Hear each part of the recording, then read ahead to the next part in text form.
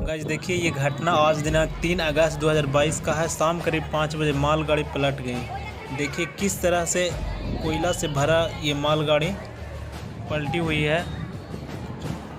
जानकारी के लिए आपको बता दें कि कुछ लोग ऊपर चढ़कर सेल्फी खींच रहे थे। इसी दौरान करंट लगने से 2 की मौत हो गई। एक रेफर किया गया है, उसका भी हालत बहुत गंभीर है। कोयला से भरा ये मालगाड़ी लगभग 12 से 13 बोगी टूट चुका है। देख सकते हैं आप, खाई में कुछ पलटा हुआ भी नज़र आ रहा है।